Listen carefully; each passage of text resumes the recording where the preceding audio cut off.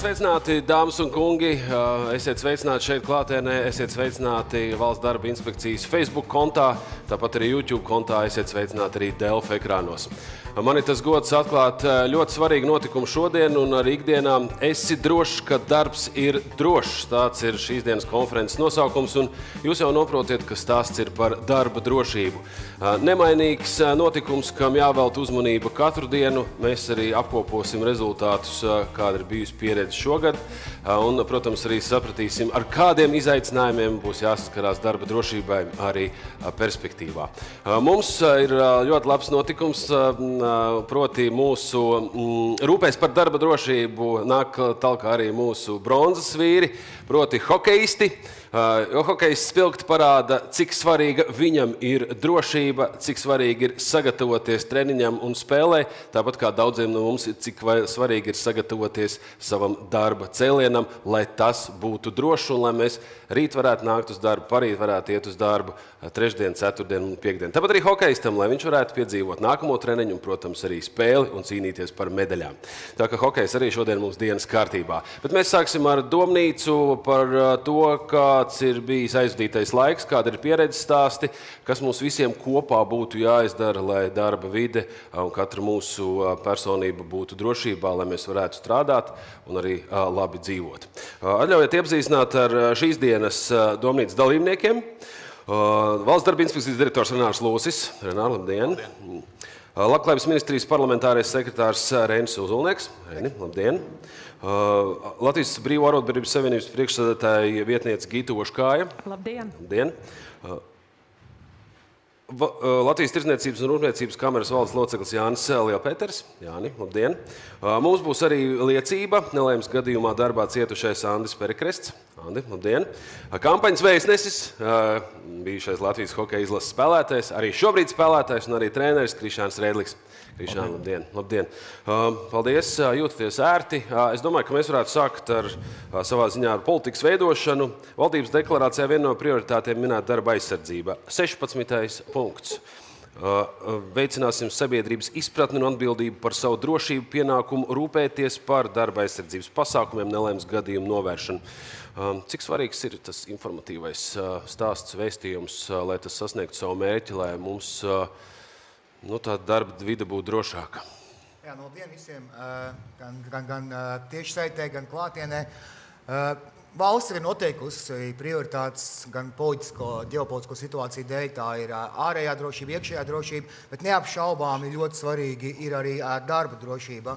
Un tāpēc man ir tiešām prieks, ka Valsts darba inspekcija ir šākuši tādu kampaņu, informatīvo kampaņu veselu mēnešu garumā, kur tiksies ar uzņēmējiem, darba ņēmējiem, lai klātienē skaidrotu, cik tad svarīgi ir šī darba drošība un cik svarīgi ir būt veselam darbā un nedod Dievs ir kāds letāls gadījums. Sliktā ziņa, protams, ir tā, ka tā situācija neuzlabojās. Labā ziņa, ka viņa arī nepasliktinās. Līdz ar to mums ir tie reģistrētie negadījumu skaits gan ir kāpuši vairāk, bet tas ir tāpēc, ka cilvēki ir kļuvuši aktīvāki, viņi ziņo par šīm pārkāpumiem darbā, ja tādi ir bijuši, bet tas nav darbs tikai no politikas veidotāja. Tur ir jāiesaista darba ņēmēji, darba devēji, arotbiedrības speciālisti, lai kopā mēs varētu šo situāciju uzlabot. Un tāpēc man tiešām arī prieks, ka esi drošs, ka darbs ir drošs, ir izvēlēta hokeja tematika, jo, Krišāns Rēdliks ir labāk zinās, bet es zinu, ka arī vārdsargiem ir pastiprināta drošība, ja šāip trāpa ķiveri, tad viņi spēli ir jāpārtrauc. Un tas arī parāda to, ka tu nevari ierasties darbā bez ķiveres, jo arī, pieņemsim, jau no mazotnes mēs bērniem mācām, ka nekāp uz skapa, nokritīs, nebāz pirkstus rozetē, un tas pats attiecas arī uz pieaugušiem. Un tāpēc, manuprāt, darba vieta tiešām nav tā vieta, kur varētu vai letāli beigties vai gūt kādas darba traumas, tāpēc ļoti svarīgi ir skaidrot, ja neskaidrosim, situācija neuzlabosies. Tāpēc jāpaldies, un šī kampaņa tiešām ir ļoti vērtīga, lai uzlabotu situāciju darba vidē. Paldies. Es lūkšu tonalitāti iedot un to kopēju ainu ieskicēt. Renāru, lūdzu. Jā, labdien, godātie konferences dalībnieki šeit klātienē. VF kvartāla Spīdoles telpās, un esiet sveicināti arī mūsu skatītāji tiešraidē. Pirms es varbūt dodos tādā dziļākā konferences tēmā un analizējam to kopā, kā mums ir gājis šajos 10 gados, es noteikti nevaru nepieminēt to notikumu, kas notika tieši pirms 10 gadiem, tieši šajā datumā, 21. novembrī. Es gribu izteikt visdziļāko līdzjūtību visiem Zolotūdas traģēdijā cietušajiem, bojā gājušo tuviniekiem, un tādēļ es aicinu visus piecelties un ar klusumu brīdi godināt bojā gājušo piemiņu.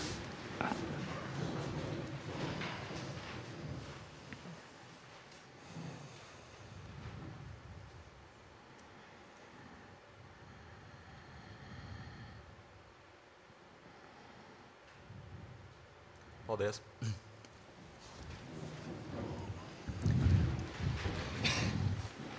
Ja mēs tagad padomājam par to, kas tad šajos 10 gados ir mainījies mūsu uztverē, mūsu domāšanā, mūsu pieejā, darba kultūrā, vai mēs tiešām esam ļoti strauji progresējuši, vai tomēr kaut kur arī bišķiņi iepalikuši. Jāsaka, man grūti iedomāties, ka kāds vēl šodien pilnīgi ignorētu to, kad skanētu avārijas trauksmes signalizāciju un paliktu mierīgi savā ofisā strādājam vai darba vietā un neliktos nezins par to. Bet kā tad mums ir ar citām lietām, cik daudz mēs esam mainījuši savu pieeju un domāšanu tajā virzienā? Jāsaka, viena no tādām raksturiezīmēm, pēc kā mēs varam spriest, ir nelaimes gadījumi. Ja mēs skatāmies uz vieglajiem nelaimes gadījumiem, ja tie, ko mēs nesaucam par smagiem, tad tiem, ko izmeklē paši darba devēji, tad tā tendence pēdējos 10 gados ir nemainīgi pieaugoša. Proti, katru gadu faktiski šī tendence nelaimes gadījumu skaitam ir pieaugt. Un kāds varēs teikt, vai cik slikti mums visu laiku situācija pasliktinās, es saku, šī ir pozitīva ziņa. Un ja kāds domā, ka es pārteicos, es nepārteicos, tā ir pozitīva ziņa. Un kāpēc es to sauc par pozitīvu? Tā pozitīvā ziņa ir tāpēc, ka tas nozīmē, ka arvien vairāk darba devēju nevis cenšas slēpt un domāt, kas man būs par to, ka notika nelaimes gadījums, bet viņi cenšas domāt par to, ko darīt, lai šāds negadījums vairs nekad neatkārtotos. Un proti, mēs jau šobrīd pilnīgi noteikti zinām, ka tas, ko mēs redzam pēc šīs nelaimes gadījuma statistikas, ko reģistrē darba devēji, joprojām ir nepilnīga bilde. Mēs joprojām neredzam absolūtu objektīvo situāciju. Bet tas, ka tendence ir pieauguša, tas nozīmē, ka mēs kaut kur tomēr savā domāšanā esam progresējuši, un arvien vairāk cilvēki nebaidās atzīt savas kļūdas, meklēt cēloņus un kaut ko mainīt. Tikai tad ir cerība, ka no kļūdām mācās, ka nākotnē mēs varam par šīm kļūdām runāt un viņas arī samazināt. Ja mēs pastamies uz tādu objektīvo statistiku, ko izmeklē darba inspekcija, ko mēs gribam teikt, tā bilde ir stipri tuvāka patiesībai, skatāmies uz letāliem un smagajiem nelaimes gadījumiem, tad šeit, gads no gada atšķirās, kādā gadā ir kaut kur pieaugums, kaut kur kritums, krīzes gados nenoliedzami nelaimes gadījumu skaits samazinās, tā varbūt tāda viena no retajām pozitīvām iezīmēm, ko atnes mums krīze. Pēdējā bija Covid krīze, kuras laikā arī nelaimes gadījumu skaits bija tuvu rekordzemajam. Savukārt pēc krīzes neizbēgam un nepielūdzam šie cipari atkal iet uz augšu. Mēs atkal esam kaut kur aizmirsuši, kaut kur esam atkal enerģijas pilni darboties, riskēt vairāk un nelaimes gadījumu statistika aug. 22. gadā mēs priecājamies pagājušajā gadā, kad mums sanāca ieraudzīt samazinājumu letālajos nelaimes gadījumos par 1/4 daļu. Un tas ir daudz. Tie ir vairāki cilvēki, kur dzīves netika pazaudētas nelaimes gadījumos darbā. Šogad mēs tādu pašu progresu vairs absolūti nevaram un neredzam. Mēs redzam, ka mēs atkal esam kaut kur nobāzējušies tajā pašā līmenī, kur bijām pērn. Kas tad ir jādara, ko var darīt un kas ir jāmaina? Pirmām kārtām es teiktu, ka tā lieta, kas pamatos ir jāmaina, katram vienam no mums ir tā apziņa, pieeja, darba kultūra, ar kādu mēs izējam katru dienu uz darbu un ko mēs grasamies tajā dienā darīt. Viegli pateikt, grūti mainīt, jo, kā zināms, kultūra tā ir lieta, kas prasa visilgākās pārmaiņas. Tā ir lieta, līdz kurai tiešām, lai sasniegtu rezultātu, ir jāiet ļoti garš ceļš. Paskaties uz mūsu hokeja izlasi. 26 gadus spēlēja A grupā, bija regulāri dalībnieci, bet visu laiku mēs katru gadu liekam tās cerības, būs, un nav tā, ka slikti spēlētāji vai trūka talanta. Bija, bet nebija tā elementi, kas bija šogad. Šogad visi elementi sagāja kopā. Komandas treneris, augstākā vadība, spēlētāji, slidu asinātāji, visi strādāja uz vienu mērķi, visi kā komanda gāja uz vienu mērķi. Un es teiktu, ka arī darba vidē, arī tās ir komandas, kas strādā. Ja hokejā, kā saka sporta klasiķi un citos sporta veidos, viskaistākais beigās ir rezultāts, un jo vairāk punktu ir tev un mazāk pretiniekam, jo viss skaistums lielāks, tad darba vidē, protams, tas skaistākais rezultāts ir 0. 0 nelaimes gadījumu, 0 traumu, 0 bojā gājušo. Tas nav viegls mērķis, bet es teiktu, ka atkal pievalkot hokeja analoģiju, ja mums ir labs menedžeris, darba devējs, kas organizē un nodrošina to, ka darba vidē viss ir iedots darbiniekam, lai strādātu droši, ja mums ir labs treneris, kas analoģijās varētu būt brigadieris, komandas vadītājs, tiešais darba devējs, kas ir uz vietas objektā, un viņš pieskata darbiniekus, viņš skatās, lai darbs notiktu droši, dod padomu, apmāca, kuru vajag. Un galu galā pats darbinieks, ja viņš nāk kā profesionāls uz darbu, viņš nāk darīt profesionālu darbu, viņš nāk ar mērķi atnākt arī pēc tam no darba mājās, viņš darbu dara droši, uzliekot visus aizsardzības līdzekļus, kas vajadzīgi, ievērot noteikumus, kas vajadzīgi, varbūt to pamācot jaunāko kolēģi, kam kaut kas nesanāk. Tāpēc es domāju, ka Latvijā mēs esam viena no 3 valstīm pasaulē, kur hokejs ir top sporta veids. Latvijā hokeju saprot, Latvijā hokeju mīl. Es izsaku tiešām lielāko pateicību Latvijas Hokeja federācijai un hokejistiem, kas piekrita būs par mūsu šīs kampaņas atbalstītājiem un vēstnešiem, jo to mēs saprotam. Un kāpēc hokejisti var par sevi rūpēties, par savu drošību un caur savu piemēru parādīšu, ka komandas darbam ir rezultāts. Es domāju, ka arī mēs ar šo pašu apziņu pieejot savam darbam un savām lietām, arī varam sasniegt labāku rezultātu. Lai mums visiem kopā tas izdodas. Paldies! Paldies, Renār, paldies! Turpinot hokeja analoģiju, vai darba devējs ir kļuvis labāks treneris? Viņš kļūst par labāku treneri, lai beidzot izrautos no ne tikai palikšana grupā, bet arī sasniegt medaļas, jā. Es domāju, ka pavisam noteikti, un šeit jāpiekrīt Renāra teiktajiem, ka arī tas patiesībā uzrādītie rezultāti šī gadījumā ir laba tendence, kas parāda to, ka darba devēji ir ieinteresēti izzināt tās situācijas cēloņus un beigās arī nonāk pie secinājumiem, kā tad darba vidi padarīt drošāku.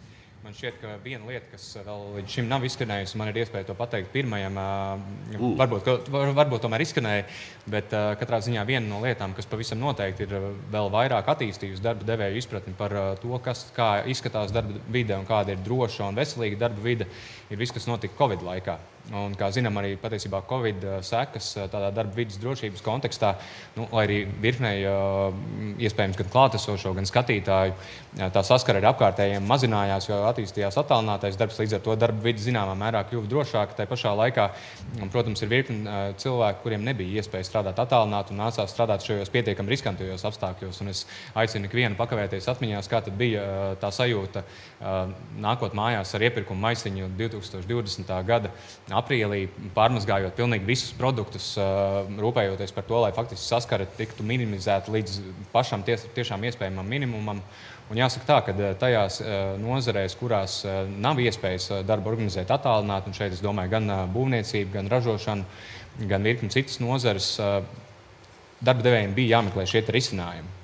Un, es gribētu teikt, ka darba devēji tos arī veiksmīgi atrada, un patiesībā man šķiet, ka tieši Covid laikā tas bija tāds veiksmīgs uzņēmēju un politikas veidotāju darba koprezultāts, kur ietvaros tik tiešām es ticu tam, ka tika krietni vien mazināts šīs iespējamās negatīvās sekas.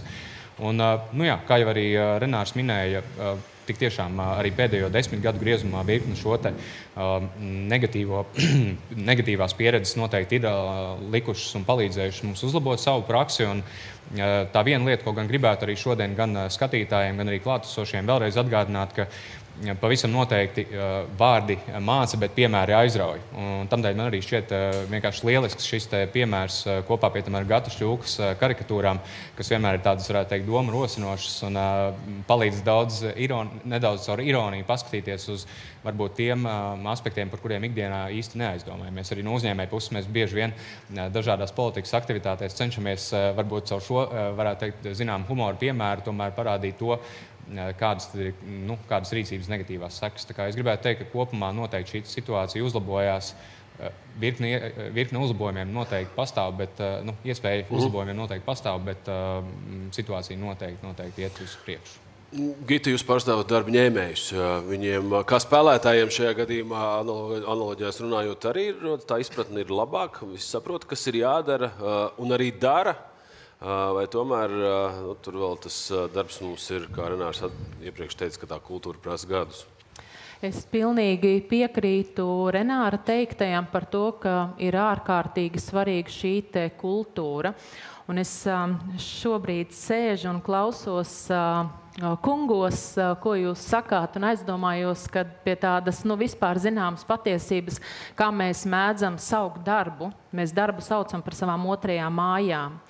Un, tāpēc man gribētos teikt, ka kas mums mājās ģimenē kas ir vissvarīgākais, tā ir ģimene, un tā ir rūpe par saviem ģimenes locekļiem, tā ir skaitā bērniem. Un man liekas, ka ir ļoti svarīgi, lai vispār veicinātu šo te kultūras attīstību un vispār tās domāšanas maiņu, ka mums ir jāsāk ar saviem bērniem. Mums ir jāmāca viņiem šī te darba drošība, šī te darba aizsardzība, jo tie ir potenciāli jaunie darbinieki nākotnē, tie ir potenciāli jaunie darba devēji nākotnē.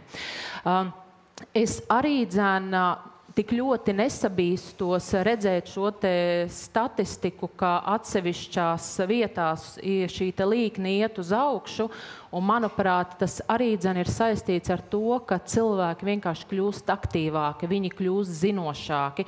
Ir ārkārtīgi svarīgi, ka tiek organizētas šādas sociālas kampaņas, kas stāsta par to, kā vajag būt, kas ir normāli, kas ir pareizi, un tas noteikti arī mazinās šo te gan formālo pieeju, kas joprojām ir vērojama it īpaši mazos un vidējos uzņēmumos.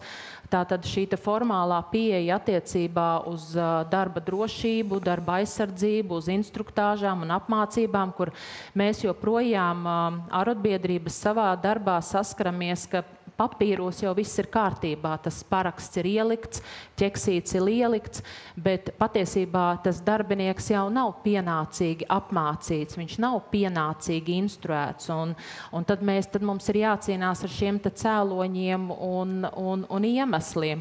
Un kā mēs redzam, ka ļoti bieži šie te iemesli nelaimes gadījumiem darbā ir neuzmanība, neatbilstošas apmācības, un es domāju, ka tas lielā mērā ir saistīts ar darba kultūru, pie kā mums visiem kopā ir jāstrādā, protams. Krišān, kā tu redzi, tu esi vairākās paudzēs redzējis hokeju ģērbtuvē, hokejists kā ģērbjās. Tā attieksme ir mainījusies par savu drošību? Kā es gatavojos treniņam vai spēlēju, lai es varētu no laukuma nonākt tikpat dzīvs un sveiks un vesels?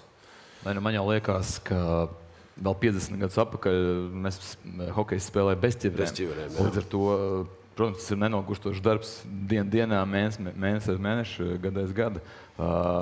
Protams, mēs arī savā skolā tagad esam principā pirmie, kas treneri jau treniņu laikā arī lieto ķiveres. Līdz ar to, protams, tas viss iet uz priekšu un savā ziņā arī mēs gribam arī būt brīvi. Kaut kāds pārāk liels ekipējums mums atkal traucē, bet par to laikam parūpēsies tehnoloģijas un visu izdarīs drošu un pievilcīgi mazu. Mēs tā saprotam, kas mums ir jāuzvelk. Tur viena detaļa, otra detaļa, treša detaļa, bet ģērbtuve ir kādreiz jautājums, vai to šoreiz vajag, varbūt nevajag šodien? Nē, mēs jau, man liekas, mēs tā kā vecāki no bērnības visu laiku stāstam vienas tās pašas lietas, tāpat arī treniņos. Treneris stāsta vienas tās pašas lietas, un tas jau, kā man treneris stāstīja, man tas ir tā kā elpot gaisu, obligāti jāuzvelk šīs lietas, bez tām, es jūtos pliks noteikti. Bet vispār pastāv tādas versija, kad treneris stāv pie apmalas un jaunie cilvēki nāk ārā uz treniņu, un viņš visu laiku skatās, tā tev nav tas, vai vispār jautājumu nav? Jā, šajā sakarā mums ir visā, es domāju, pasaulē diezgan jau aktuāla tā tēma, ka bez tā kaklasarga mēs tiešām sūtam mājās. Tas ir bez jautājumiem. Un, ja ir kāds aizmirst, tad, protams, arī treniņu ģērbtuvē ir arī liekie. Bet, ir arī tā, ka mēs sūtam mājās. Es aizdomājos atkal tagad, ko tikko minēju par šiem te individuāliem aizsardzības līdzekļiem un paturpinot atbildu uz tevis uzdoto jautājumu un arī gribētos aicināt klātesošos, gan arī tos, kas mūs skatās tiešsaistē, vairāk iesaistīt pašus darbiniekus. Proti, mums ir ļoti daudz labi uzņēmumi ar labu pieredzi, un es saprotu, tie ir arī šeit uzaicināti, kas dalīsies ar šo te pieredzi, bet pirms šo te individuāla aizsardzības līdzekļu iegādes, kā piemēram apģērbs un apavi, un varbūt palabosies kļūdos, bet man jau liekas, ka arī hokejā pirms tas tiek iegādāts, tu viņu uzmēri, vai tu jūties ērti, vai tu jūties labi, un man liekas, ka tas ir ļoti svarīgi arī visos citās nozarēs.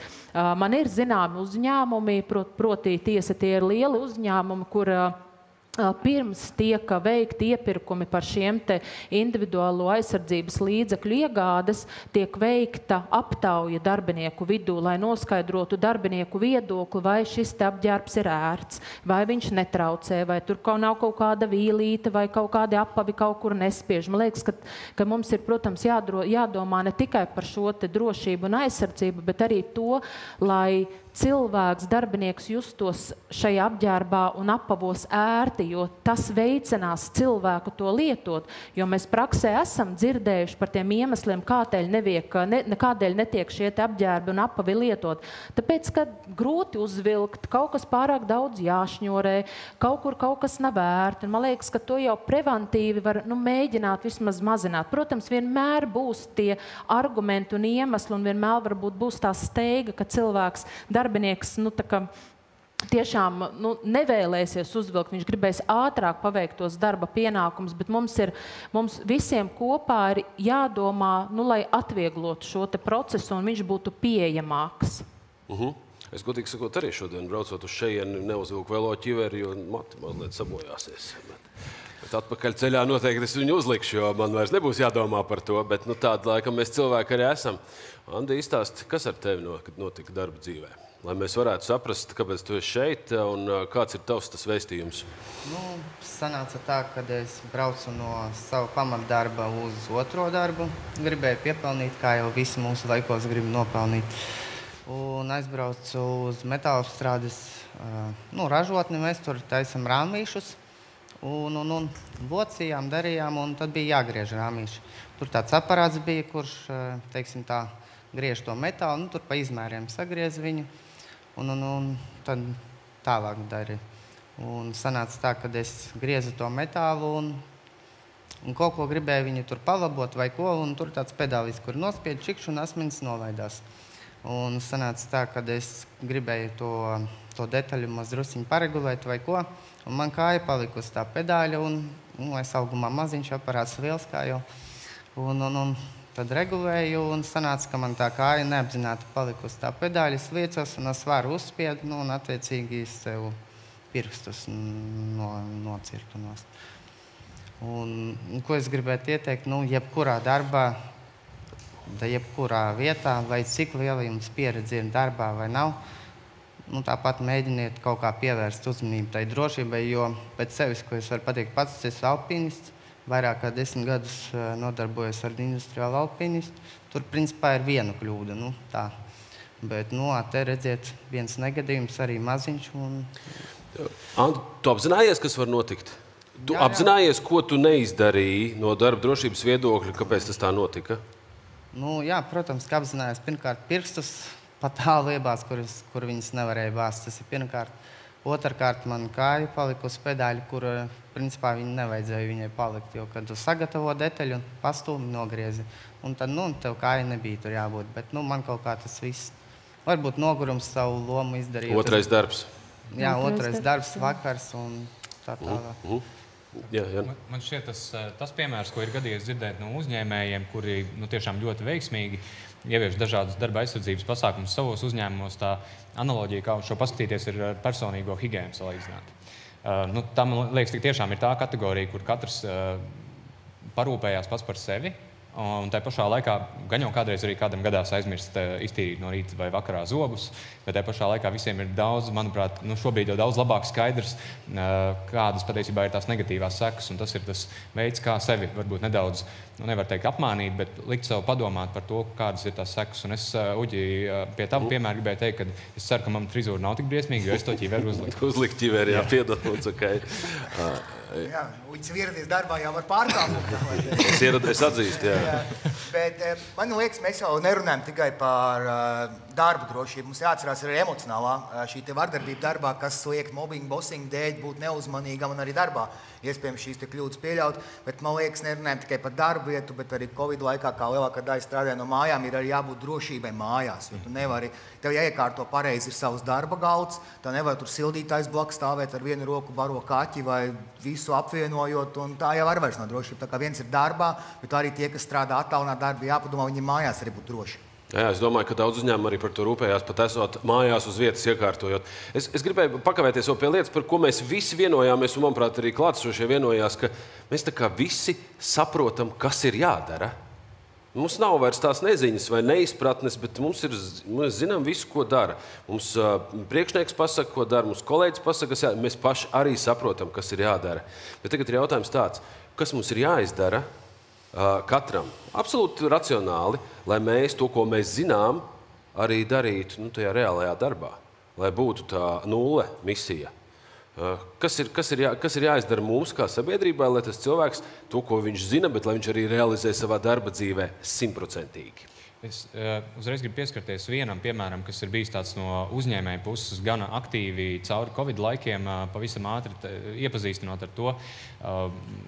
Covid laikā sākās šis attālinātais darbs, un, protams, parādījās arī šie darba aizsardzības jautājumi mājās, vai darbiniekam ir pietiekami ērts krēsls, ergonomisks galds. Un patiesībā tamdēļ tika ieviesta pārejas noteikuma norma iedzīvotāju ienākumu nodokļu likumā, kas paredz to, ka darba devējs bez papildus nodokļu sloga var sekt šos izdevumus par attālināto darbu, kas ir vajadzīgs kādu atsevišķu, teiksim tā, vai krēsla vai citu aprīkojumu iegādēji. Un faktiski tas, par ko varētu teikt cīnījāmies pēdējos 2 gadus ar politikas veidotājiem, lai šo normu pārcelt tajā pamatlikumā, jo nekad nevar zināt, vai tas turpināsies vai neturpināsies, un tā noteikti ir tāda, varētu teikt, no uzņēmēja puses uzslava politikas veidotājiem, ka tā lieta beidzot ir ieviesta tajā pastāvīgajā, vismaz no nākamā gada, un vismaz no darba devēja puses šķiet, ka tā ir tāda viena no galvenajām lietām, lai tajā brīdī, kad darba devējs cenšas palīdzēt darba ņēmējiem uzturēt šo drošo darba vidi un būt ekipētam tādā apmērā, lai tā darba vidi būtu droša, lai nebūtu tie, teiksim tā, politiski, varētu teikt, regulējumi šķēršļi, kas liedz to ērti izdarīt. Varbūt tam darbiniekam ir diezgan, neteiksim, ka viena alga, bet viņam tā politiskā loma ir pakārtota, bet ko izdarīt, lai tas darbinieks mājās, kuram ir sarūpētas visas vajadzīgās lietas, viņš zina, kas ir jādara, kā man ir jāsēž, kā man ir jāskatās monitorā, ko es drīkst, ko es nedrīkst darīt, kad man jātaisa pauzītes, lai viņš to darītu reāli.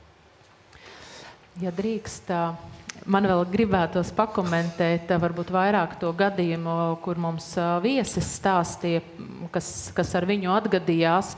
Viņš redz pats kungs atzina, ka iespējams savā ziņā tā bija neuzmanība. Un pirmais, par ko es iedomājos, man liekas, arī tu ieminējies atpūtas laiks.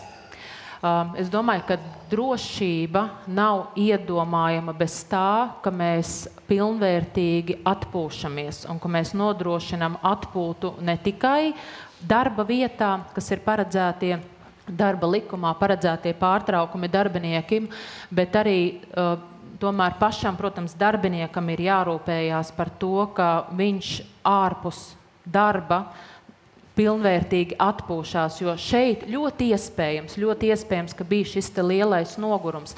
Bet tā es nenosūdu, es ļoti labi saprotu šos iemeslus, kādēļ cilvēki ir spiesti strādāt šo te otro darbu. Gita, pēc cik minūtēm jūs pieceļaties no savu darba galdu, lai atpūstos? Es neesmu labākais piemērs. Es noteikti neesmu labākais piemērs ne attiecībā uz darba laiku, darba režīmu un atpūtas laiku. Es protu tikai stāstīt, kā ir pareizi un kā ir labi. Lūk, mēs atzīstamies šajā brīdī. Jā, es domāju, ka tā praktiskā pieredze, piemēram, arī LTRK, kā gan lielā uzņēmēju organizācijā, arī mums savi darbinieki, parasti tas varētu teikt ir tāds kā savstarpējs darbinieku pieredzes apmaiņas stāsts, kur kāds darbinieks ierosina, ka, hei, varbūt mums pusdienu laikā, pirms mēs dodamies pusdienās, īstenībā ir ļoti prātīgi pavingrot.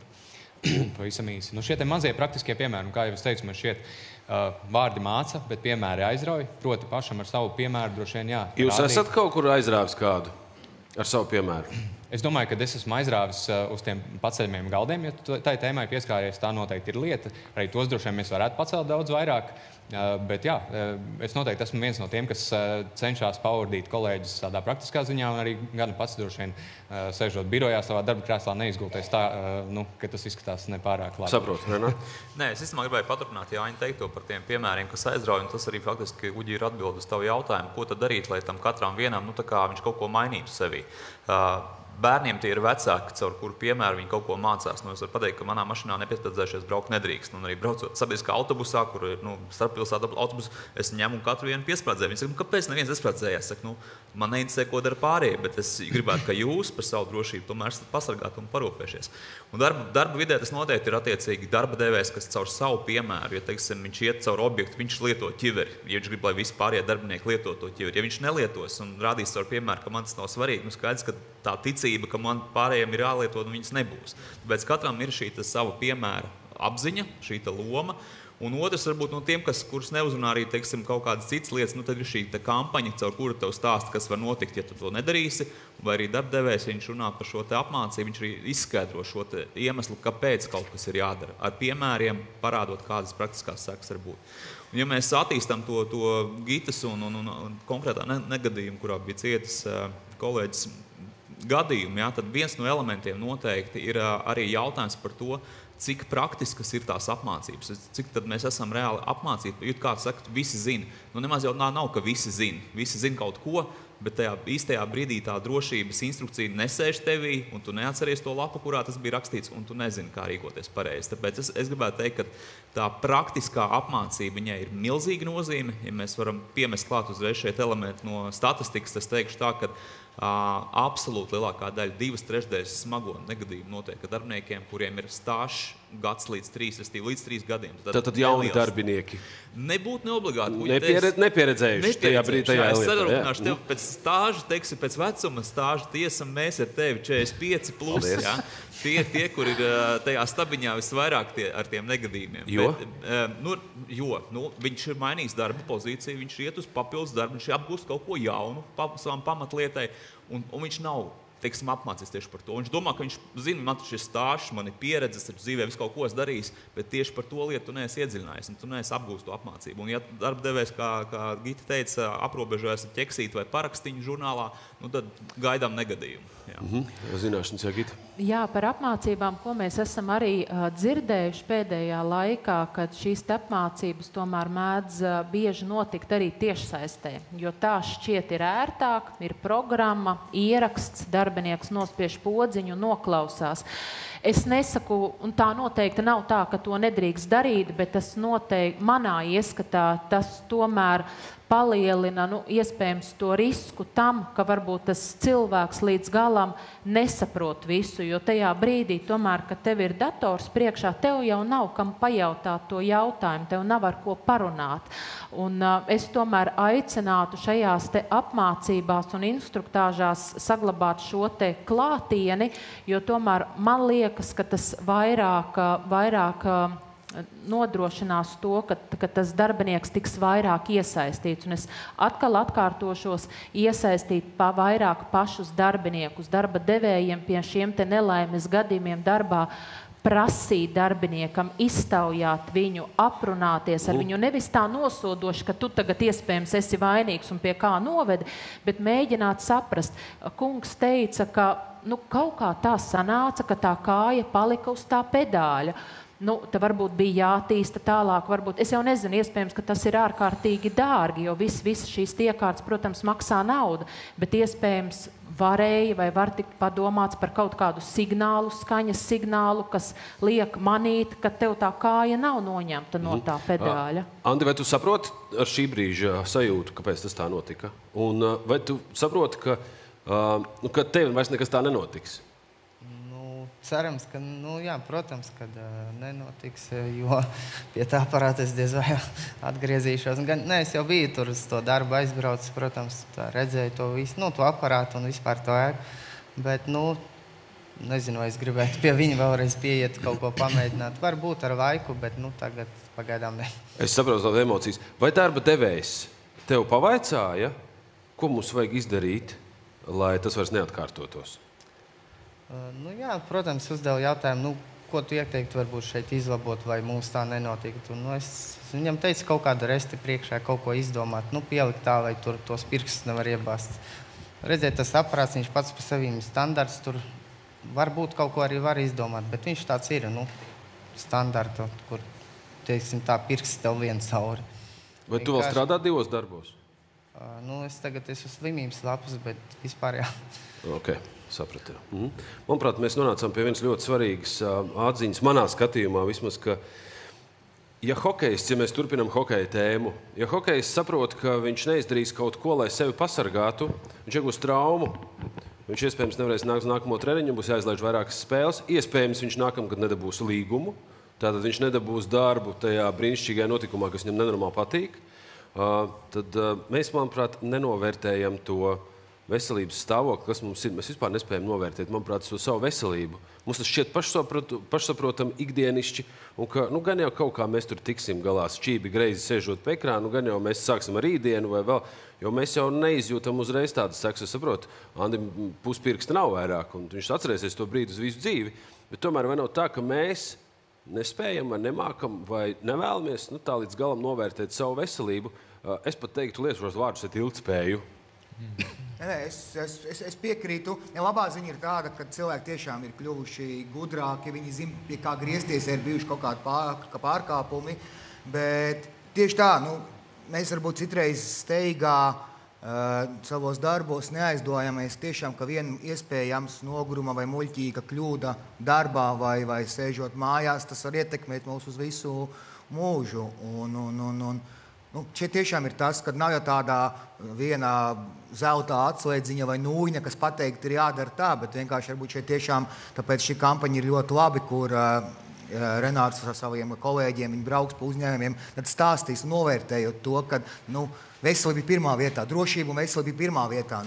Un arī to jāsaprot ir gan darba devējiem, gan darba ņēmējiem. Līdz ar to šis ir tas skaidrojušies, un kas man ļoti patīk, ko Valsts darba inspekcija dara, ja ir kaut kāds pārkāpums ziņojums, viņi jau nebrauc, viņi nav tā represīvā iestāde, kas uzreiz sodīs. Viņi izzinās, noskaidros, ko vajadzētu izskaidros uzņēmējiem, ko vajadzētu labāk. Ja uzņēmējs otrais, trešoreiz to nesaprot, tad ir jāsod. Citu variantu nav. Jūs novērtējat savu veselību? Es saprotu, ka Gita mazāk novērtē, viņa strādā daudz, kā mēdzinās. Okay? Bet man jau liekas, ka tas ir cilvēku dabā. Ka mēs tikai sākam domāt par to, ka viss ir slikti.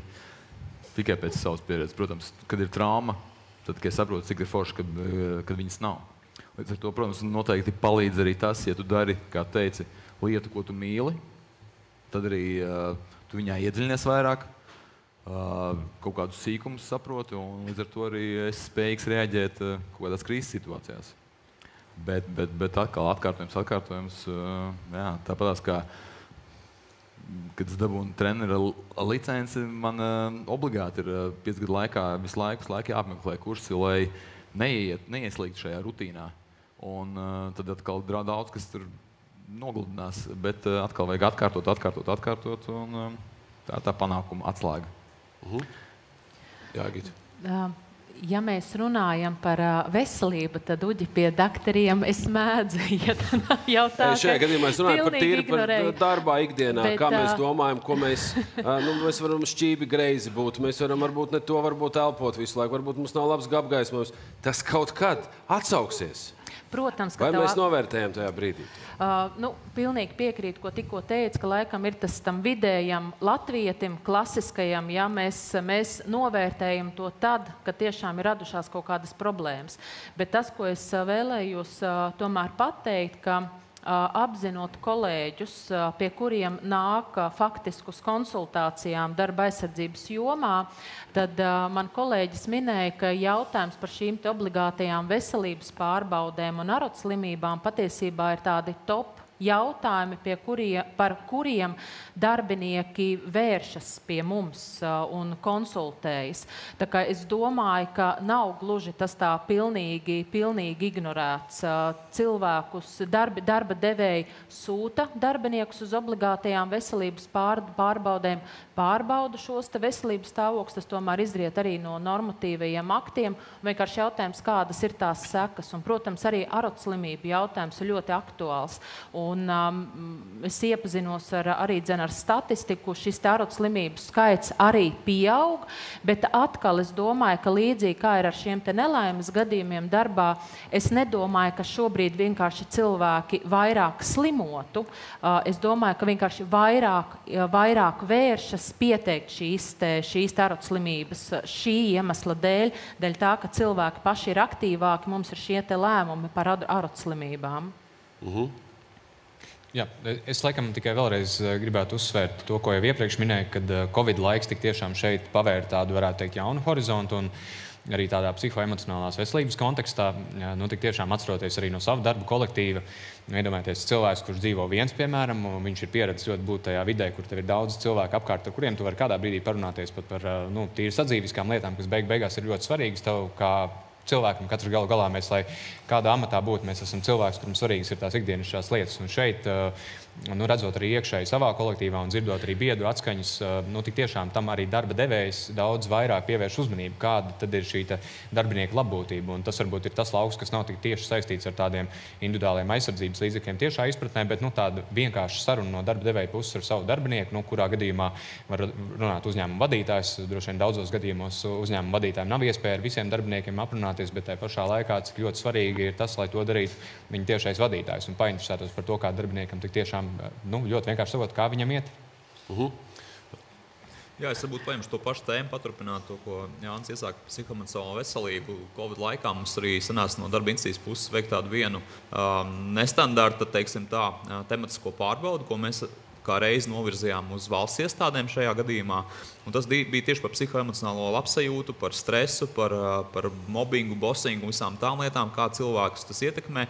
Un, diemžēl jāsaka, ka ļoti daudz darbinieki šajā aptaujā, kas bija pilnīgi anonīmi, un mums ienāca tikai tie rezultāti no darbiniekiem, un darbdevējs ieraudzīja savu kopbildi, viņi signalizēja par to, ka viņi reāli to ikdienā izjūt, respektīvi, lielākā daļa viņu izjūt šo gan psihoemocionālo spriedzi, gan dažādu veidu, varbūt arī emocionālu vardarbību dažreiz ir saskārušies, un kad darbdevējs šo bildi ieraudzīja kopainā, tad viņam, ok, man ir šāda situācija, man kaut kas ir jādara, un tas, ko Jānis saka, par šo jautājumu mēs neesam tik daudz aizdomājuši, bet par to ir jārunā.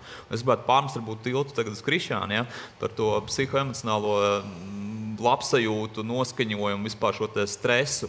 Kā tas sportā, teiksim, varbūt tā sporta analoģija mums ļaus to saprast? Nezinu, kā Renāri, es tagad pārķeršu to rītu pa vidu, jo to mēs noteikti turpināsim ar šo tēmu. Šī ir svarīga tēma, un mēs to šodien arī aprunāsim un apskatīsim, jo tā ir svarīga arī kā komandas darbs, emocijas un vispārējais. Bet tagad ir pienācis brīdis, ka mēs varētu ļoti praktiski pārliecināt visus tos, kuriem ir kaut kāds vienmēr pretarguments, ka man kaut ko negribās uzvilkt, vai man kaut kas spiež, vai kaut kas manā dzīvē darba nav labi.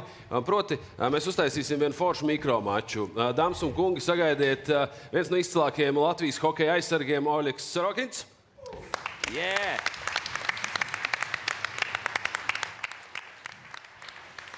Un viņam blakus būs mežstrādnieks Jevgeņijs. Sveiki, Jevgeņij. Paldies.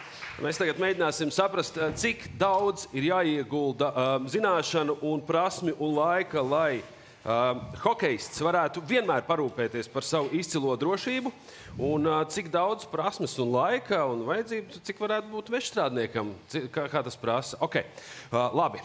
Oļeg, piecelies lūdzu, tu vari izstāstīt, kas jau tev ir mugurā. Mēs tur kaut kā tūlīt saķīmiķosim, lai tev ir ērti. Jā, ok, super. Paldies. Vēl augstāk bišķi. Tu izskaties ļoti aizraujoši, kā katrā gadījumā. Paldies tev. Pirmkārt, šī mana publiski vislielākā ģērbšanās, kāda jebkad ir bijusi. Es ceru, ka dušā nebūs jāiet. Ja. Ok. Jā, es vienkārši tik saku, ka šo drīkst fotografēt šobrīd, tikai varbūt pārdomājiet, kādu tēmu tur likt klāt šai bildei. Tā ir pirmā reize Oļegam, bet tas ir dēļ tā, lai mēs tiešām saprastu, cik daudz hokejistiem ir jāieguldās, lai viņš aiziet uz treniņu vesels un atnāk no treniņa vesels, aiziet uz spēli vesels un atnāk no spēles vesels. Oļeg, pakomentē, tā ir tava pirmā kārta, ja? Jā, tā ir man pirmā kārta, un šis ir, tā kā tu teici, pirms pāris stundām, tā ir tava mantība. Ja? Es saku, šis ir mantības sargs, ja saucās suspensors. Redz, šeit tādas, ne jau seksīgas, es nezinu, kādas tās, kā var nosaukt, ja? Bet sievietēm es pieņemu, ka kādai varbūt ir. Ja? Te tiek sprādzētas, tās saucamās, mēs viņus saucam par gamašām, bet tas droši vien ir atvasināts vārds, ja? Tātad getars. Un tāds arī sākās. Ok, super. Tātad Oļegs jau ir pirmajā kārtā, un viņš turpina to darīt. Mežstrādniekam mums ir normāla termoveļa, labas zeķes. Tā viņš, lai justos arī ar visu zāģi, mežā ļoti labi. Ok, super. Jā. Saka, lūdzu, Oļeg, cik apmēram aizņem tāda forša noskaņošanās spēlei? Tu atnāc uz spēli un sāc ģērbties. Cik tas laika prasa? Tā līdz galam. Es domāju, ka noskaņošanās parasti tā, ka sapulce ir apmēram 2 stundas pirms spēles sapulce. Tad seko, teiksim tā, kaut kāda iesildīšanās individuālā iespēja, drīzāk tāda komandas. Tas tā kā sausais, jā, treniņš, jā. Protams, arī tiek, kā saka, uztītas lentas, nūjas sagatavotas un tā tālāk, un katram ir savi rituāli un maņticības, jā, visādas. Jūs redzat, ja, ka es kreiso kājas, tā kā pirmo uzvilku. Kreiso parasti pirmo lec. Okay. Es zinu, ka tiepat varbūt tas pat nav tāds tā kā maņticība, tas ir vienkārši rituāls, un man liekas arī tas kaut kādā ziņā disciplinē cilvēku. Bet es skatos, tu dari tik ļoti daudz ko automātisku un pašsaprotam. Tā, mūsu mežstrādnieks ir ticis līdz vienām biksēm, viņam ir kombinezons virsū, un tagad būs vēl viens bikses, tās ir drošības bikses, ja? Super, paldies. Oļeg, cik minūtes prasa saģērbties? Tu sāc tajā brīdī, tagad ar šo brīdi veļa, suspenzors, zeķes, getras, aizsargi, vispārējais. Arī hokejā noteikti ir dažādi cilvēkiem, citiem patīk, ka viņi jau sēž, saģērbšies tā pusmastā un sēž slidās, tur varbūt 20 minūtes jau pirms iesildīšanās. Man bija tā, ka man patīk pirms iešanas uz ledus, es kaut kāds, man liekas, kāds 10-12 minūtes, tad es tikai ieeju ģērbtuvē, ka es atnācis no savas, teiksim, tā noskaņošanās, tad es tikai ģērbu. Tā kā, bet saģērbties principā, droši vien, ja baigi vajadzētu, tad 5 minūtēs varētu saraukt to visu tā, plus mīnus. Bet parasti tev ģērbtuves patīk uzsist klačiņu un visādi citu noskaņoties. Tu esi darbam gatavs, principā, gandrīz, ja? Es pareizi saprotu. Vēl tikai zābaku un jaku, un tu vari iet strādāt, un droši strādāt. Oļegs vēl ģērbjās. Jā. Bet, hokej arī, es nezinu, kā Krišjānī noteikti arī savas kaut kādas lietas, bet man pat, es pat tās šņoras arī šņorēju. Tā es šņorēju, piemēram, nezinu, ja man jāiešņorē šņori, tad es no kreisās uz labo, un tad es ņemšu nākamo. Bet tas vienkārši tāds process, man liekas, pie kā mēs pierodam, un man liekas, tā ir viena no tām lietām, kas droši vien tagad arī jāuzsver, ka tas pieradums, viņš jau rodās no tā, ka tu kaut ko dari visu laiku lieto. Ja tu to nelieto, tad nav arī pieradums, un tad liekas, ka ir nērti.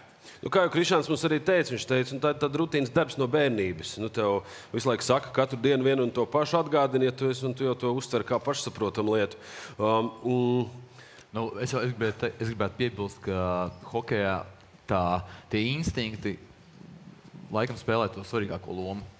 Nevis tur domāt līdzi, kā šajā situācijā vai nākošajā, jo noteikti, ka citos arodos ir bišķi savādāk. Okay. Es domāju, ka Evgeņis ir gatavs darbam. Viss tas notiek tik ātri, lai mežstrādnieks strādātu ērti un galvenais arī droši. Un Areks vēl joprojām slīdes. Tā kā lūk, padomājiet arī dažreiz par to, ka, cik daudz prasa hokejistam, lai viņš sevi pasargātu savu veselību un arī justos ērti, lai varētu gūt uzvaras. Arī mežstrādniekam, protams, ir jāgūst uzvaras, bet skatoties, viņš to izdara daudz ātrāk. Hokejists joprojām. Runājot par to ērtību vai neērtību, teikšu atklāt. Šeit ir no veikala hokeja pasaules, mums ir jauna forma. Ja? Mana forma, kas man ir gadi 20 viņai, un šis man arī tāds patīkams brīdis patiesībā. Es nav pirmo reizi, es jau izmēģināšu to vilkšanu, bet tāds brīdis, es redzu, kā tā forma ir attīstījusies un tā. Man mājās ir kaut kas tāds, kas man ir ērts, un es to uzvalku godu vārds. Tagad es pēdējā laikā bišķi uzspēlēju hokeju. Tā trenējos, varbūt vienreiz nedēļā izēju, bet principā es nebiju kāds 10 gadus vilcis formu. Tu redzi vienkārši, kā tas viss uzlabojās, kur ir kaut kāda aizsardzība jauna un tā tālāk. Bet es domāju, ja mēs paķidātu arī mežstrādnieku Evgeņiju, tad arī pilnīgi noteikti pirms gadiem 20 tas viss izstījās savādāk. Es pieļauju daudz neērtāk, nerunāt par mitrumu, kas ir normāli jūsu darbā. Ērti turēt zāģi, strādāt, nenogurt, lai tu varētu koncentrēties tam, ko tu dari, jo zāģis pa labi, pa kreisi arī nav nekas labs, bet tur pasargās zābaku un bikses, pieļauju, ka arī ne. Oļeg, atzīsties lūdzu godīgi, tad, kad tu trenēji savu hokeju skolu Rīgā vai U18 izlasi, tu liec ķiveri? Paldies, pieķērām. Okay, es domāju, Oļegs arī tagad par to aizdomāsies, jo Krišāns atzinās, ka viņi pat treneriem liek likt arī ķiveres. Jā, es zinu, ka pasaulē daudz kur liek. Mums tas nav, bet es teikšu atklāt, es ļoti piedomāju pie tā, kur es atrodos uz ledus, uz laukuma. Un ja man ir metienu vingrinājums, es nebūšu blakus vārdu. Pilnīgi noteikti, jo ripu var atlikt no vārda stabiņu un tā tālāk. Tā kā, principā, es domāju, ka ķivere, hokejā, varbūt treneri, ja tu rādi daudz vingrinājumus, tad vajadzētu īstenībā. Bet laikam, Oļeg, viens ir, ka tu trenē jau pieauguši, teiksim, tā cilvēks, un otrs, ka tu ar 40 mazajiem tur cīnies apkārt. Jā, nogāsties, ka viens ir aizmugurē tev netīšām. Jā, mums ir tā gadījies, kad treneris sauc visus bērnus kopā, un tad no aizmuguras kāds slidojot, protams, netīšām nokrīt un nopļauj to treneri. Tā kā nav patīk. Čiver, lūdzu. Okay. Vai šādā formā hokejs ir pilnīgi drošs, vai pastāv tomēr arī kaut kādi krīzes momenti, kaut kādi izņēmumi? Es teiktu, ka pilnīgi drošs, tad kaut kas nebūtu normāli, jo neviens nekad nav pilnīgi drošs. Ja? Mēs vienīgais varam cerēt, ka tas mūs izglābs kaut kādā situācijā. Mēs varam skaidrs, ka hokejā es nevaru iedomāties goda vārds neuzvilkt kaut ko no tā, kas ir uzvilkts dotajā brīdī. Es nevaru iedomāties, jo, būsim godīgi, ripa lido ar vismaz 100 km/h ātrumu bieži vien, ja tas mazais tāds akmens, iedomājieties, ka pa jums metīs ar akmeni, ja, 100 km/h, kas lido, tu negribi, lai skaidrs, ka ir zilumi, ir kaut kādas lietas, kas ir pa visu ķermeni, bet es nevaru iedomāties, ka kaut ko varētu neuzvilkt. Es nevaru iedomāties, ka Oļegs Rokins nevarētu vārds iemest. Okay. Vismaz vajadzīgi tam notiek. Gan mūsdienās skaitās arī ar dažādām citām ķermeņa daļām. Paldies. Mežstrādnieks Jevgeņijs, aplaus viņam.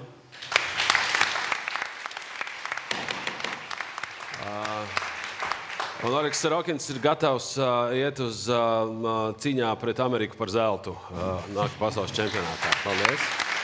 Super. Jevgeņi, mēs tev sakām paldies. Paldies, Oļeg, tu droši paliec ar mums. Tu droši var, es zinu, ka tā slidām ērti staigāt, viss labi. Okay.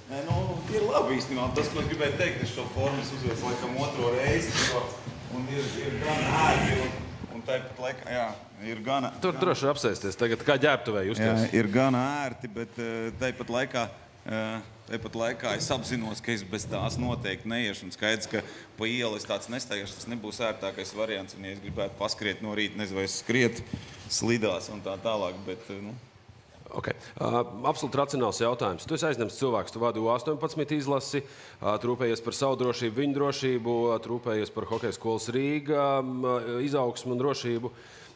Kāpēc tu piekriti šajai kampaņai? Braukt pa visu Latviju un stāstīt, sargiet sevi, rūpējieties par sevi. Jā, pirmkārt, man uzrunāja mans klases biedrs, Filips Rajevskis.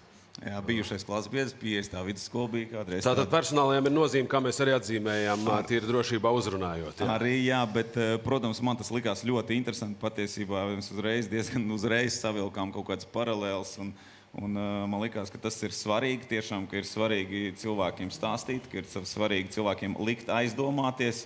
Un es patiesībā vispār ilgi nedomāju. Es domāju, man ļoti patīk arī kaut ko tādu, kaut kur arī ziedot sevi sabiedrībai, ja tas palīdz. Okay.